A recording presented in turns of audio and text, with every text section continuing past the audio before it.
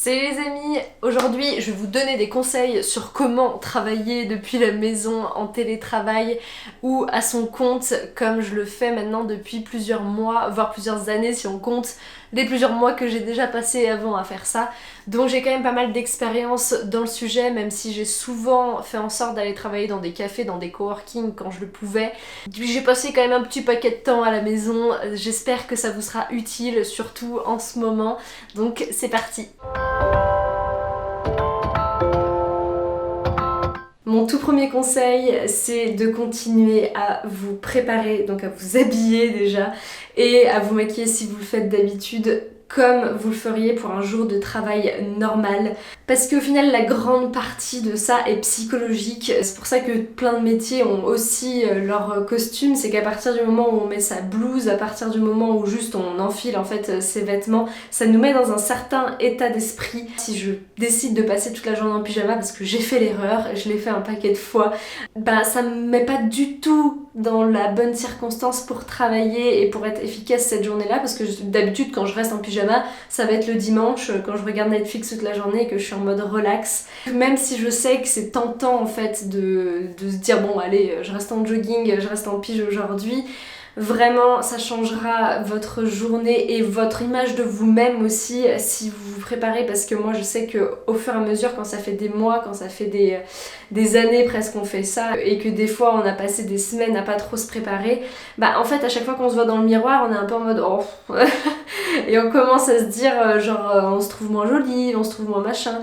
mais c'est parce que aussi en fait on prend juste moins soin de nous et ça j'en ai vraiment pris conscience et maintenant je fais l'effort de le faire, donc c'est parti, je vais juste me maquiller pour aujourd'hui.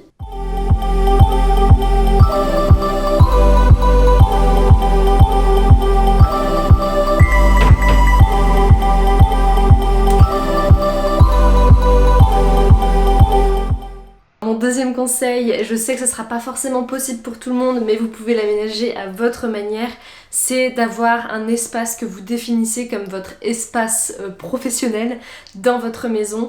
Donc si vous avez un petit appart par exemple et que c'est pas possible d'avoir une autre pièce où vous pouvez vous enfermer avec un bureau, à ce moment-là dites-vous par exemple le canapé je n'y vais pas, c'est pour le moment relax et tout ça. Par contre la table de la cuisine, le reste de la journée c'est mon bureau, c'est là où je travaille. Parce qu'en tout cas ça aide vraiment personnellement mon cerveau à comprendre les limites, à se dire là c'est relax, là je peux me détendre et tout ça, et j'ai pas besoin de ramener l'énergie pour créer tout ce que je veux créer. Et là par contre je suis dans mon espace de travail, donc là ça veut dire qu'il faut que j'y aille. Donc moi j'ai la chance d'être chez mes parents et on a quand même des chambres supplémentaires parce qu'il y avait mes frères avant qui ne sont plus là. Donc je suis dans l'ancienne chambre de mon frère, que si vous suivez mes vidéos depuis longtemps vous avez déjà vu des vidéos ici. Et du coup j'en ai fait mon bureau et j'en profite pour me fermer complètement. Ça c'est vraiment important si vous pouvez, si vous êtes coincé avec quelqu'un, avec votre famille, avec votre compagne, c'est ça, et que vous êtes, ou même je sais pas, vos animaux et tout ça, que vous avez besoin de calme, en fait de pouvoir se fermer, pareil, ça permet de créer son espace et c'est hyper pratique si vous pouvez. Ensuite, je sais que vous savez, c'est de garder justement son espace de travail ou même son espace de vie en soi propre et rangé. Donc là c'est un très mauvais exemple, j'ai accumulé, moi j'ai tendance à faire ça en fait, c'est que j'accumule, par contre je pète un boulon et là je range tout et je ressens à chaque fois à quel point ça me fait du bien. Donc j'essaye d'apprendre à le faire un peu plus au fur et à mesure. Là je vais le faire avec vous, comme ça me motive pour cette vidéo. Votre cerveau sera bien plus apte à travailler si il n'a pas à se soucier de tout ce qu'il y a autour. Et pareil, si vous pouvez adapter votre déco par rapport à des choses qui vous font vous sentir bien, là malheureusement je n'ai pas je n'ai pas trop le choix et je veux pas changer tous les trucs de l'ancienne chambre de mon frère avec les posters du Seigneur des Anneaux, mais par contre au moins que ce soit rangé pour que je m'y sente bien et que je sente que j'ai de l'espace.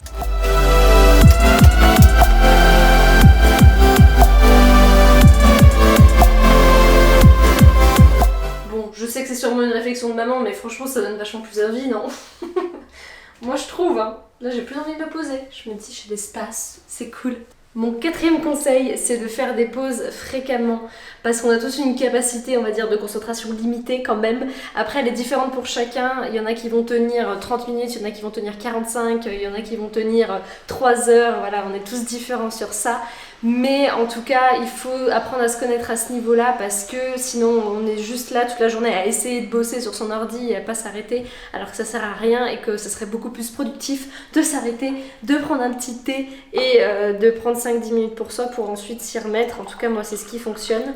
Il y a un concept qui s'appelle le Pomodoro. Je sais pas si vous en avez entendu parler, mais le concept c'est ça, c'est de vous mettre un timer pour à peu près 40 minutes, 35 minutes, je sais plus exactement, et de dire justement ce que vous allez faire pendant ce temps-là, de couper toutes les autres distractions, téléphone, peu importe, mais de tout couper et d'être vraiment concentré sur ça. Et à la fin de ce temps-là, vous pouvez prendre une petite pause, regarder votre téléphone, aller vous prendre un thé, c'est vous qui choisissez, aller faire un câlin à votre chéri, à votre chien, je sais pas. C'est vraiment vous qui voyez. Alors mon cinquième conseil, je crois, je sais plus à combien j'en suis, mais je sais que c'est tentant aussi, vraiment, et j'ai failli encore un paquet de fois, mais justement c'est pour ça que je vous partage ça aujourd'hui, c'est de travailler depuis son lit ou son canapé. Et en plus, si vous n'avez pas l'habitude de travailler depuis la maison et que c'est que depuis le confinement par exemple, ben je sais à quel point ça peut être tentant, voilà, de se dire c'est la première fois que je peux travailler depuis mon canapé. Et allez-y, faites-vous plaisir, mais je pense que comme moi, vous vous rendrez vite compte que en fait sur le canapé, encore une fois, c'est cette délimitation travail-relax qui est compliquée et du coup on n'est pas dans le bon état d'esprit. Et en plus, c'est aussi beaucoup la position. Et la position sur le canapé, on est comme ça. Et du coup, quand on est comme ça, c'est pareil, on se ferme, on n'est pas dans notre pleine puissance, on va dire, de productivité, où on s'ouvre et on a confiance et machin. C'est un peu le contraire, c'est genre repli sur soi, c'est pas bon pour notre dos, c'est pas bon pour notre morale. Il y a vraiment des études qui ont été faites qui prouvent que notre position peut avoir vraiment un effet sur notre psychologie. Donc de se tenir comme ça, vous risquez de pas accomplir tout ce que vous voulez comparé si vous vous tenez comme ça sur une chaise. Je sais que vous n'avez peut-être pas une chaise de bureau hyper adaptée si c'était pas prévu. Essayez aussi de travailler debout si vous avez envie. Moi j'avoue que j'ai jamais encore trop testé, faudrait que je vois si je trouve un endroit où je peux vraiment me tenir debout, mais il paraît que c'est hyper bon si vous êtes motivé pour le faire. Et sinon il y a aussi, si vous avez les grosses, vous savez les gros ballons là de fitness, normalement il faut qu'ils soient assez durs pour s'asseoir dessus, donc à voir si le vôtre le fait, mais je sais que ça aussi pour changer un peu et pour se tenir droit c'est top de s'asseoir sur ça devant son ordinateur. Et sinon juste essayer de se rappeler tout au long de la journée de se retenir droit. Un autre conseil, c'est vraiment de décider de vos horaires de travail et vraiment de les fixer, de vous dire à partir de 8h je commence à travailler et je finis ma journée pour de vrai à 5h. Pour ceux qui travaillent à la maison et qui sont employés d'habitude, je pense que ça devrait aller. Et encore justement, il faut se discipliner par rapport à ça. Mais pour les entrepreneurs, je sais que c'est pas toujours facile parce que moi, c'est aussi des fois je travaille beaucoup plus longtemps que ça par passion. Et c'est pas une excuse, mais parce qu'en fait, le fait de se fixer des horaires, ça va vous permettre d'être aussi beaucoup plus productif. Parce qu'on croit que c'est genre passer toute sa journée comme ça, en mode sur l'écran, jamais décollé, qui fait qu'on travaille dur, mais c'est beaucoup mieux de travailler intelligemment et de se dire on a tant de temps aujourd'hui, il faut que je réalise ces tâches les plus importantes. Du coup ça nous met un petit peu le feu aux fesses et ça nous permet de vraiment accomplir ce qu'on veut dans notre journée.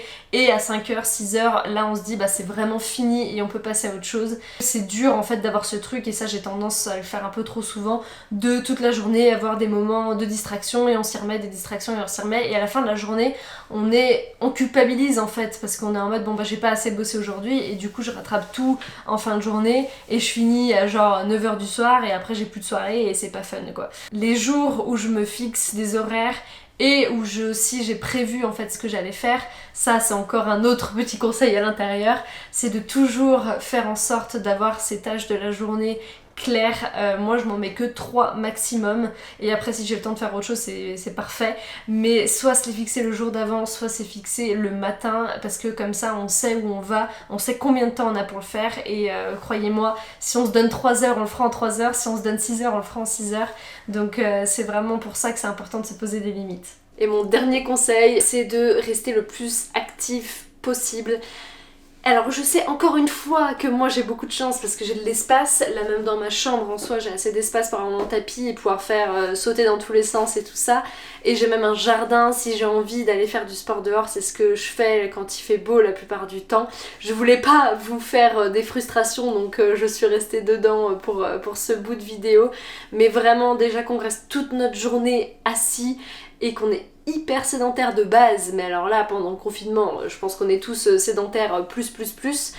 Donc c'est hyper important de continuer à faire du sport. Là en ce moment franchement tous les jours ce serait vraiment bien, c'est-à-dire à peu près au moins une demi-heure par jour. Moi je fais les lives de Sissi Mua en ce moment qui sont à 18h sur son application, enfin sur son Instagram Team Eat Sweat Train Sweat Eat TSE Train Sweat Eat Train Sweat Eat et ils sont vraiment bien, on est 15 000 genre à faire le live tous les soirs, c'est un truc de ouf, donc je vous mettrai le lien en description si vous voulez faire ça aussi. Il y a plein de trucs de sport qui se sont lancés pour lancer leur live gratuit aussi, Néoness, j'en ai plusieurs, je vous les mettrai aussi en barre de description, donc il n'y a vraiment pas d'excuses. Il y a plein de vidéos de yoga aussi sur YouTube. Pensez juste que là c'est même pas en termes de résultats ou quoi que ce soit, c'est juste pour votre bien-être mental, c'est nécessaire parce qu'il faut qu'on donne de l'oxygène à notre cerveau, vous voyez, pour qu'on puisse être productif justement le reste de la journée. Donc c'est pas perdre du temps sur son temps de travail par exemple, au contraire c'est faire quelque chose pour soi qui va nous permettre d'être beaucoup plus productif derrière.